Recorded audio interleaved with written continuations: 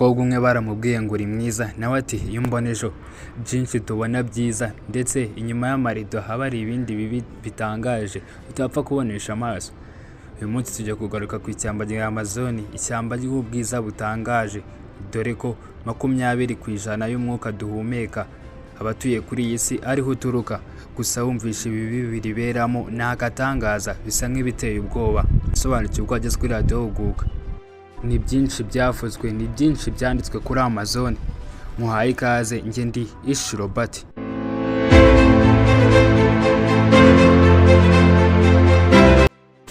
Ni ishyamba rinini ku isi, ririmo byinshi bitangaje ndetse binateye ubwoba. Harimo ibiti bigenda, amazi ashyushye, ibikeri bibonerana n'ibindi byinshi bitangaje. Ugize ibyago ukajugunywa muri iri shyamba rya Amazon, ntuzirirwe wigora ushakisha aho usohokera ngo uvemo.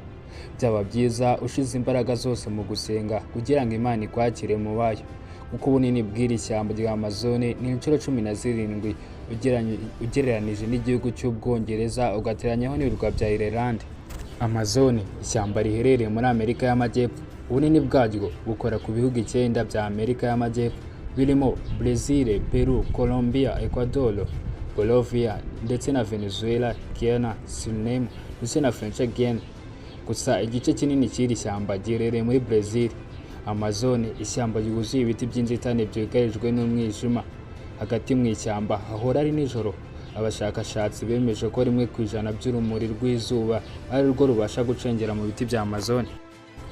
Iyo imvura iguye mu ishyamba rya Amazon bifata iminota irenga 10 kugira ngo ibitonyanga bitangire gucengera bikagera hasi. Hagati ya Amazon Forest hanyuramo uruzi runini rwa Amazon River rufite uburebure bwa kilometero 6400. Niwo mugezi wa kabiri munini ku isi ukuyemo uruzi rwa Nile. Amazon River ni uruzi rufite amazi menshi cyane, akabamo n'ibiremwa byinshi bitangaje byibera mu mazi.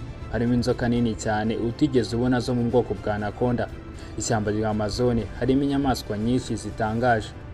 Harimo inyamaswa yo mu bwoko bw'umuserebanya, abashakashatsi bawita Jesus lizard. Uyu muserebanya ufite ubushobozi bwo kugendera hejuru y'amazi. Uyu muserebanya uhagarara ku maguru abiri nk'umuntu, ubundi ukafutuka cyane hejuru y'amazi, ukambukiranya imigezi yose kandi nta kwibira na gato. Ibintu bidakorwa n'ikindi kiremwa hano ku isi. Ikindi gitangaje muri Amazon, harimo ibikeri bifite uruhu rw'ikirahure cyangwa rubonerana. Ku buryo iyo urebye icyo gikeri uhita ubona ibice biri mu nda byose kuko habonerana. Ubushakashatsi bwakozwe n'abahanga mu mwaka wa 2006 bugaragaza ko umugezi uri muri Amazon kera amazi yawo yafaga mu burasirazuba bwa Amerika y'Epfo agana iburengerazuba, ariko mu myaka 100 yakurikiye byaje guhinduka. Amazi akajya agenda ikinyumanyuma, kugeza ubu amazi agenda asubira inyuma, ibintu bitamenyerewe kizwe nka ruin, bitandukanye n'uko Imana yari yarabiremye. Amazon kandi ifite n'indi migezi minini, harimo nk'umugezi uhorana amazi aserura nk'ayo kwari ku bugari. Aya mazi hari igihe ashyuha kugeza ku gipimo cya dogere 93. Niyo wanyura iruhande rw'uyu mugezi utangira kubira ibyuya. Ibikeri, inzoka n'utundi dukoko dusuzugura, iyo twinyishijemo usanga tureremba hejuru twapfuye. Ishyamba rya Amazon harimo ibiti bitangaje ku buryo bimwe bigenda aribyo bita walking palms. Ibi biti ntabwo bigenda nk'abantu, ahubwo bigenda buhoro buhoro kandi mu gihe kirekire. Iyo igiti gishaka kumera imizi yacyo itangira kugenda ishakisha urumuri rw'izuba, rero ko igiti kizamuka ku buryo igiti gishobora kuva muri metero 1 kikajya kumera muri metero 20. Ishyamba rya Amazon riguze inzoka zitwa anaconda, inzoka nini cyane ku isi kandi itinyitse cyane. Bivuga ko izo nzoka zatangiye kuba ku isi mu myaka irenga 1000 yashize, ariko nk'uko bisanzwe kutagira ubumara mu nzoka zo mu bwoko bw'ikiziramire, n'isi nzoka za anaconda nta bumara zigira, ahubwo zitinyitse kubera imbaraga n'ubunini bwazo. Inzoka za anaconda ziri mu bwoko bwinshi kandi ziteye ubwoba, ariko izizwi cyane ni iz'icyatsi kibisi. Anaconda niyo nzoka ipima ibiro byinshi ku isi, kuko iyo ikuze ishobora gupima ibiro bisaga 250, ikagira n'uburebure bwa metero 10.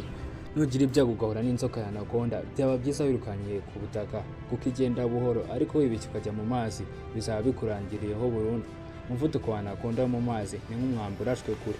Anaconda ikundira kurya ingurube z'ishyamba n'utundi tunyamaswa, ariko bikaba gake cyane kurya umuntu, dore ko batanahura kenshi. Iyo anaconda iriye ikintu igahaga, imara ukwezi kose nta kindi kintu yongeye gukoza mu nda.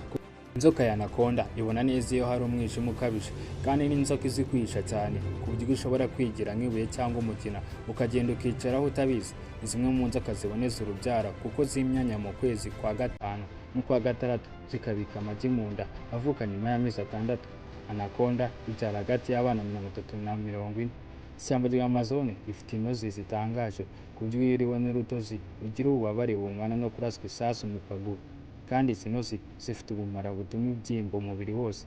Mu ishyamba rya Amazone uramutse usimbutse urupfu rwa anaconda cyangwa izi ntozi, uzahura n'ibindi byinshi, harimo isamaki bita electricaire. Ni isamaki nini ishobora gupima ibiro 21, ariko igitangaje iyi samaki iba yifitemo amashanyarazi mu ruhu rwayo. Iyo ikoze ku gice cy'umurizo w'iyi samaki ukubitwa n'umuriro udasanzwe w'amashanyarazi, umuriro ufite volte hagati ya 300 na 650. Gusa izi samaki ntabwo zishotorana, ariko iyo ingona igerageje kurya cyangwa gufataho, ihura n'ikibatsi cy'amashanyarazi igataha yimyiza. Muri Amazone habamo ubwatsi bwitwa Victoria Amazonica, ubwatsi bunini bumeze nk'urufunzo, akenshi usanga bureremba hejuru y'imigezi iri mu ishyamba rya Amazone. Ibi byatsi kandi bishobora gukoreshwa nk'ubwato, ku buryo niyo wakwicara hejuru ugumya kureremba nta kibazo. Umugezi munini uri mu ishyamba rya Amazone nubwo huzuyemo inzoka za anaconda, hakabamo isamaki zifite amashanyarazi twakubwiye zitwa electricaire n'ibindi bikoko biteye ubwoba. Hari umugabo waciye agahigo yoga mu mugezi wose arawambuka. Uyu mugabo witwa Martin Streit mu mwaka wa 2007 yakoze ibintu bitangaje, yidumbaguza mu mugezi wa Amazone mu minsi 66, ariko ashyirwa arangije umugezi wose. Yakoreshaga amasaha 10 ku munsi yoga agana imbere, kandi abizi neza ko habamo ibiremwa biteye ubwoba anyuramo kugeza ashoje mu minsi 66. Isi yose ikura ingofero. Nubwo iri shyamba riteye ubwoba, uvuga ko rituwemo n'ubwoko 400 bw'abantu bibera hagati mu ishyamba, kandi bakabona ibyo bifuza byose. Gusa bamwe mu batuye muri Amazone babayeho batazi iby'isi ya nawe dutuyemo. Ikibabaje ni uko abashakashatsi bagaragaza ko mu myaka 40 iri imbere iri shyamba rizaba ritagihari kubera uburyo ikiremwamuntu cyangiza ibidukikije.